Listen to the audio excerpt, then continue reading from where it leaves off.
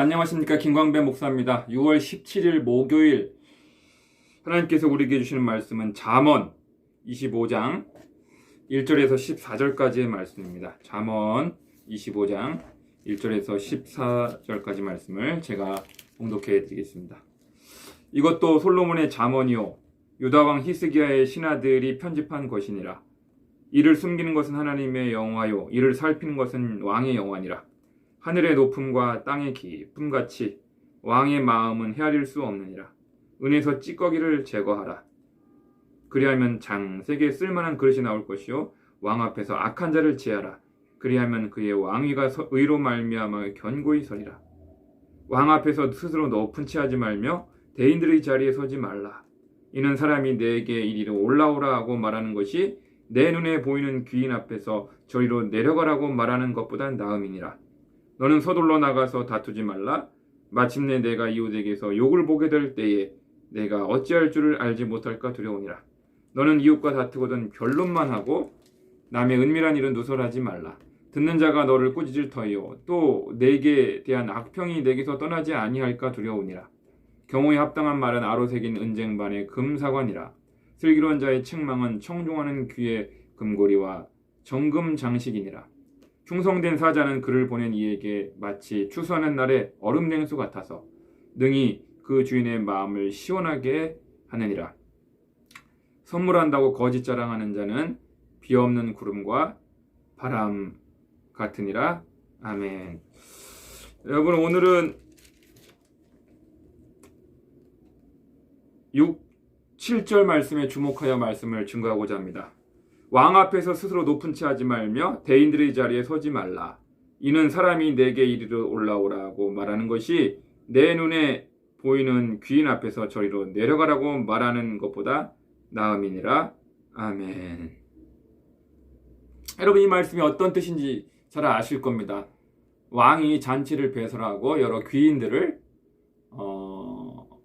손님으로 초대해서 이제 잔치판이 벌어졌습니다. 그런데 자기 자리들이 있잖아요. 뭐 상석도 있고 말석도 있고 그 사람의 격에 맞게 사회적 지위에 맞게 앉는 자리가 배정되기 마련입니다. 공식적인 자리에서는. 그런데 각자 자기 자리가 있는데 자기 자리에 맞지 않는 이제 상석에 앉아버리면 그 상석에 앉아야 할 사람이 앉을 수 있는 자리가 없어지게 되는 것이죠. 정작 왔을 때. 그러면 그 사람은 이제 밀려나게 되는 거예요. 말석으로. 그렇게 되면 부끄럽게 되잖아요. 수치스럽게 되니까 처음부터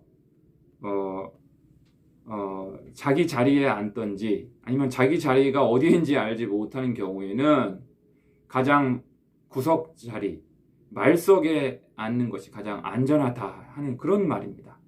이 잠언 25장 7절의 말씀을 예수님께서 이 말씀을 받으셨어요. 그래서 누가복음 14장에서 이와 비슷한 말씀을 이제 하십니다. 예수님께서 누가복음 14장 7절에서 11절까지 말씀을 제가 읽어드리겠습니다. 청함을 받은 사람들이 높은 자리 택함을 보시고 그들에게 비유로 말씀하여 이르시되 내가 누구에게나 혼인잔치에 청함을 받았을 때 높은 자리에 앉지 말라. 그렇지 않으면 너보다 더 높은 사람이 청함을 받은 경우에 너와 그를 청한 자가 와서 너더러 이 사람에게 자리를 내어주라 하리니 그때 내가 부끄러워 끝자리로 가게 되리라. 청함을 받았을 때 차라리 가서 끝자리에 앉으라.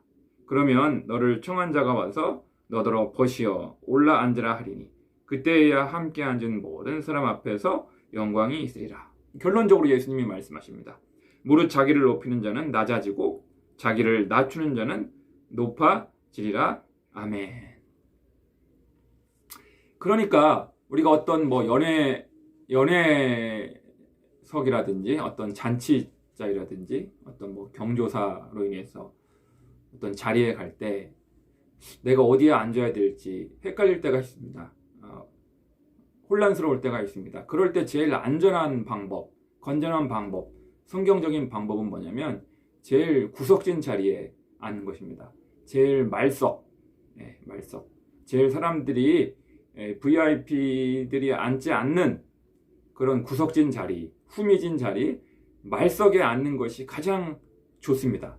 건전하고 성경적입니다. 왜냐하면 주빈이 그 연애를 베푼 주인이 당신이 앉을 자리는 거기가 아닙니다. 조금 좋은 자리로 와서 앉아주십시오. 이렇게 초청을 해서 그 자리에 앉는 것은 전혀 부끄럽거나 수치스러운 일이 아닌데 자기가 VIP인 줄 알고 이제 상석에 앉아버리면 정작 그 상석에 앉을 사람이 왔을 때 자기가 그보다 못한 자리로 밀려나게 됩니다.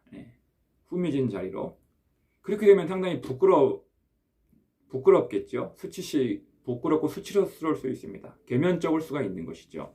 그러니까 예수님께서는 이 잠언 말씀을 이어받으셔서 누가복음 14장에서 우리에게 말씀하신 거예요. 어떤 자리에 초청을 받았거든 처음부터 말석에 앉을 생각을 해라. 가장 후미진 자리, 구석진 자리, 말석에 앉는 것이 가장 좋다 하는 것입니다. 자기를 낮추는 자가 결국 높아지게 된다. 자기를 높이는 자는 낮아지게 된다 하시는 겸손에 관한 가르침입니다. 여러분 잠언에 겸손에 관한 가르침을 많이 나옵니다. 여러분 겸손이라고 하는 관점을 가지고 잠언을 한번 들여다보시면 재미있는 성경 공부가 됩니다. 잠언에서 겸손에 관한 가르침이 얼마나 자주 많이 나오는지를 한번 발견해보고 찾아보는 것도 아주 유익한 보람 있는 그런 성경 공부가 될 텐데요. 지난 주일날도 제가 말씀을 드렸죠. 설교로 성령님께 민감한 교회라는 제목으로 고린도전서 2장 본문으로 말씀을 전했고 성령을 받은 자는 그리스도의 마음을 가졌느니라. 주일 설교를 여러분 기억하실 것입니다. 그리스도의 마음은 명시적으로 성경에 두 군데 나옵니다. 빌립보서 2장과 마태복음 11장. 이곳에 그리스도의 마음은 자기를 낮추시고 마음이 온유하고 겸손하니. 그리스도의 마음은 성령 받은 자의 가장 두드러진 특징은 겸손하다는 것입니다. 여러분 가장 성령 충만한 자의 특징이 무엇인지 아세요? 성령님의 통치를 받는, 성령님의 지배를 받는 가장 두드러진 특징은 외적인 열매는 겸손으로 나타납니다. 겸손으로 나타납니다. 여러분 이것을 꼭 기억하시면 좋겠습니다. 성령님을 통해서 가시적인 기적이 나타나고 이적이 나타나고 치유가 나타나고 방언이 터지기도 하고 귀신이 떠나가는 그런 놀라운 성령의 역사와 권능도 있습니다. 그러나 그와 더불어서 우리가 잊지 말아야 할 것은 가장 성령 충만한 자의 인격적인 특징, 가장 성령 충만한 자의 성품과 관련된 특징은 잔잔한 겸손의 모습으로 나타난다는 것입니다. 배운 것이 많은 분임에도 불구하고 아는 것이 많음에도 불구하고 그것이 바로 그리스도의 마음입니다. 여러분 저는 앤드류 머레이 목사님, 남아프리카의 성자라고 불리워지는 앤드류 머레이 목사님 쓰신 겸손에 관한 가장 탁월한 고전이죠. 영성 고전이 바로 겸손이라는 책인데요. 이 책을 읽어보신 분도 많이 계실 겁니다. 혹시 읽어보지 않으신 분들은 제가 꼭 추천드리고 싶은 책입니다. 저도 이 책을 읽고 많이 무너졌습니다. 저 자신이 무너졌고 통곡을 했던 책 중에 하나입니다. 여러분 앤드류 머레이 목사님의 겸손이라는 책을 꼭 읽어봐 주시고요. 예수 그리스도의 마음은 겸손의 마음입니다. 하나님께서 기뻐하시고 좋아하는 사람은 겸손한 사람입니다. 저는 우리 열린광성의 모든 식구들이 가정에서, 교회에서, 직장과 일터에서 그리스도의 겸손을 꼭 실천하고 자기를 드러내기보다는 타인을 앞세우고 존중하는 그리스도의 참된 겸손의 사람들이 다 될 수 있기를 간절히 바라고요. 저도 그런 목사가 되기를 원합니다. 기도하겠습니다. 사랑과 은혜가 풍성하신 아버지 하나님, 잔치가 벌어졌을 때 상석에 앉기를 좋아하지 말고 말석에 앉기를 좋아하라고 우리 주님이 친히 말씀하셨습니다. 자기를 높이는 자는 낮아지게 되고 자기를 낮추는 자는 높아지게 되리라고 하는 너무나 분명한 성경의 진리를 우리의 가슴에 깊이 새길 수 있게 도와주시고 마음판에 새겨서 겸손으로 말미암아 영적 전쟁에서 승리할 수 있게 도와 주시옵소서. 날마다 자기를 부인하고 나의 원대로 마시옵고 아버지의 원대로 하옵소서라고 하셨던 그 예수 그리스도의 기도가 우리의 기도가 되게 도와주시옵고, 아버지 하나님,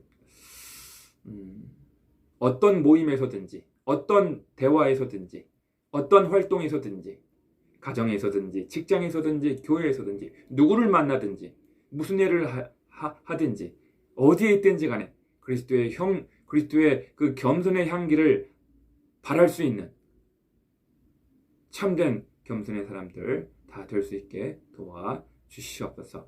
예수님의 이름으로 감사하며 축복하며 기도드리옵나이다. 아멘. 여러분, 오늘 하루도 겸손으로 승리하실 수 있기를 바랍니다.